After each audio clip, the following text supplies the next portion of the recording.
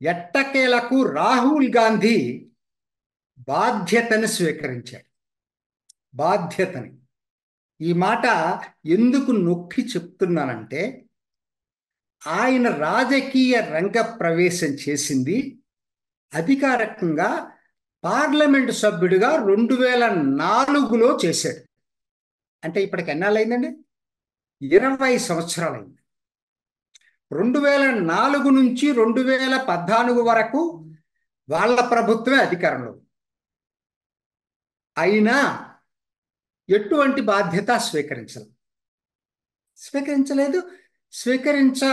స్వీకరించకపోగా ప్రభుత్వ జీవోని తను బయట చింపేసేసి ఒక విధంగా వాళ్ళు ఎన్నుకున్న ప్రధానమంత్రి మన్మోహన్ సింగ్ని అవమానించారు. ఆయన చేసింది అది. దానికి ఉండే ఉత్సాహం కానీ దీనికి లేదు. ఏది మామూలుగా బాధ్యతలు స్వీకరించడానికి. సరే, అప్పుడు అధికారం అయిపోయిందండి. 2014లో మోడీ అధికారంలోకి వచ్చిన తర్వాత కాంగ్రెస్ ప్రతిపక్షంలో కూర్చుంది. 44 సీట్లు వచ్చినాయి 2014లో. 2019లో 52 సీట్లు వచ్చినాయి. అయినా బాధ్యత తీసుకోవాలి. ప్రతిపక్ష నాయకుడిగా ముందుండి ప్రభుత్వాన్ని ఇరకాట పెట్టడానికి తను నాయకత్వంతో ఆ పని చేయటానికి సాహసించాలి. మొదట్లో మల్లికార్జున్ ఖార్గే ఉండేవాడు, తర్వాత అధీర్ రంజన్ చౌదరి ఉన్నాడు పోయిన 5 సంవత్సరాల్లో కూడా. కానీ ఆయన తీసుకోవాలి. మరి ఇవాళ ఎందుకు తీసుకోకుండా కాము కూర్చుంటాడా? ఎప్పుడో వస్తుంటాడు. పార్లమెంటుకు కూడా వచ్చేసినప్పుడు ఆ పక్కన కూర్చోబెట్టుకున్న వాళ్ళతోటి ఏదేదో గుసగుసలు చేసుకుంటూ మధ్యలో కన్నుగేటటాలు, వెళ్ళి ప్రధానమంత్రిని వాటేసుకోవటాలు, అంటే ఒక చిన్న పిల్లవాడి చేష్టల్లాగానే చేశాడు ఇన్నాళ్ళ నుంచి కూడా. ఏ రోజు బాధ్యత తీసుకోవటానికి ఇష్టపడలేదు. అదొకటే కాదు, పార్లమెంట్లో ఉండేదే తప్పు. పార్లమెంటు సమావేశాలు జరుగుతూ ఉంటే పార్లమెంటు సమావేశాల్లో మొదటి నుంచి చివరి దాకా కూర్చున్నటువంటి సంఘటన ఎప్పుడు లేదండి.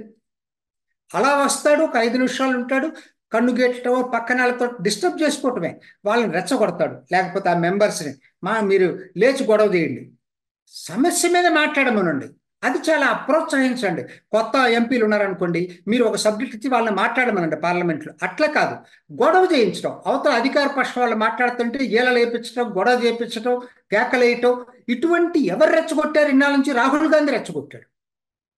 అసలు ఆయన ఉంటాడా అంటే, పార్లమెంటు చాలా సీరియస్ బిల్లులు నడుస్తున్నప్పుడు ఆయన వెళ్ళిపోయేవాడు, ఎక్కడికో గాయపడిపోయాడు, విదేశాలకు వెళ్ళేవాడు. ఎక్కడికి వెళ్ళాడు ఎవరికి చెప్పేవాడు కాదు.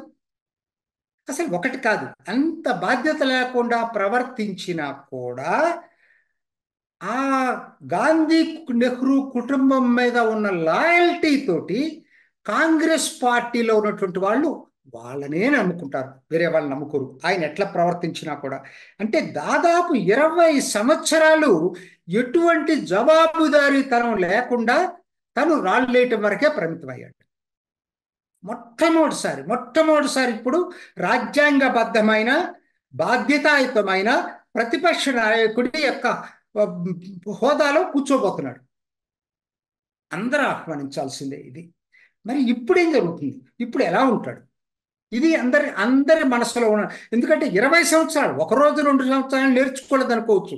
20 సంవత్సరాల ఆకతాయిగా ప్రవర్తించినటువంటి వ్యక్తి ఇవాళ ఆయన మరి ఎలా ప్రవర్తించబోతున్నాడు? ప్రతిపక్ష నాయకుడు పాత్ర అంటే చిన్నదేం కాదండి. పార్లమెంటు సమావేశం మొదలై నుంచి అయిపోయేదాకా పార్లమెంట్లో కూర్చోవాలి. ప్రధాన అధికార పక్షం నాయకుడు ఉన్నా లేకపోయినా మంత్రులు ఉంటారు వాళ్ళకి సమాధానం చెప్పడానికి, లేకపోతే ప్రవేశపెట్టడానికి బిల్లులు.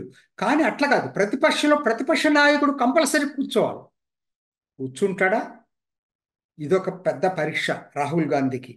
రెండోది, బాధ్యతాయుతంగా ప్రవర్తించాలి. ఎంతసేపటికి ఏదో రెచ్చగొట్టే ప్రసంగాలు, అదాని అద్వానీ ఏదో ఒకసారి మాట్లాడటానికి ఉపయోగపడుతుంది, లేకపోతే మోడీ చోర్ హై, ఏది చౌకీదార్ చోర్ హై, అవన్నీ బయట స్లోగన్స్ బాగుంటాయి, పార్లమెంట్లో కాదు. పార్లమెంటులో బాధ్యతాయుతంగా ప్రతిపక్ష నాయకుడు ప్రవర్తించాలి. నంబర్ 2. నంబర్ 3, పార్లమెంటులో ప్రతి అంశం మీద ప్రతిపక్ష నాయకుడు ప్రతిస్పందించాలి. అది చెయ్యాలి అంటే సబ్జెక్ట్ని క్షుణ్ణంగా స్టడీ చేయాలి. రాత్రింబవళ్ళు పార్లమెంట్లో మాట్లాడాలంటే పార్లమెంట్ బయట కూడా ఎక్కువ టైము పార్లమెంట్ లైబ్రరీలో లేకపోతే ఇంటి దగ్గర కూర్చొని ఆ రిఫరెన్స్ బుక్స్ చూసుకొని మొత్తం తయారు చేసుకోవాల్సినటువంటి అవసరం, డీప్గా అధ్యయనం చేయాల్సినటువంటి అవసరం ఎంతైనా ఉంది. పై 3 జరిగినప్పుడే అందరి చేత శభాష్ అనిపించుకోగలరు రాహుల్ గాంధీ.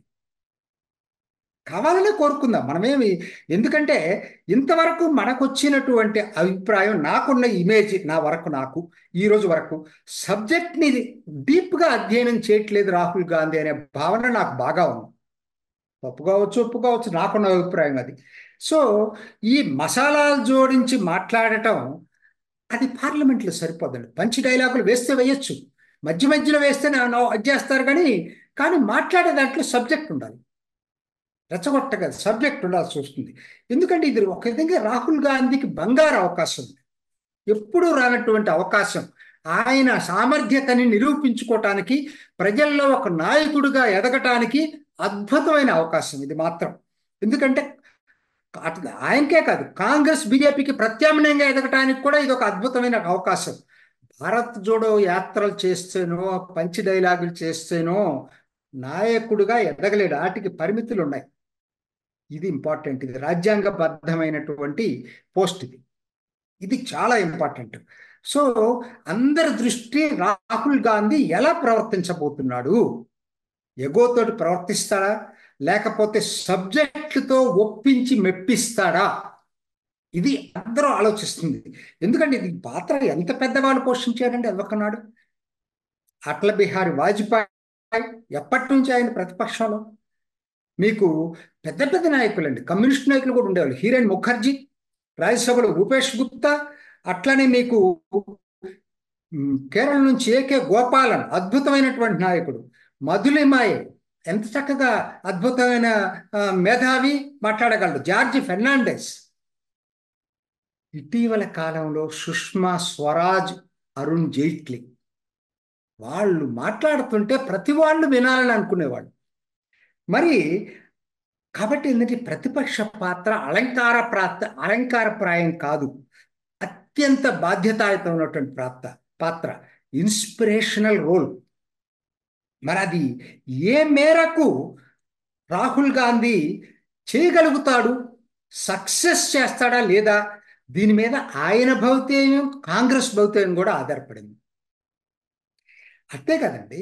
ఆయన నిజంగా అటువంటి పాత్ర గనక పోషించగలిగితే, మంచి ప్రతిపక్ష నాయకుడు పాత్ర పోషించగలిగేటట్టయితే ప్రభుత్వం కూడా ఒళ్ళు దగ్గర పెట్టుకుని ఉంటుంది, జాగ్రత్తగా వింటది వాళ్ళు చెప్పేది.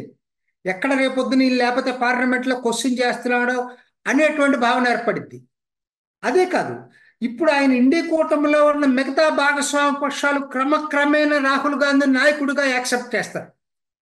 సో ఇన్ని ప్రయోజనాలు ఉన్నాయి.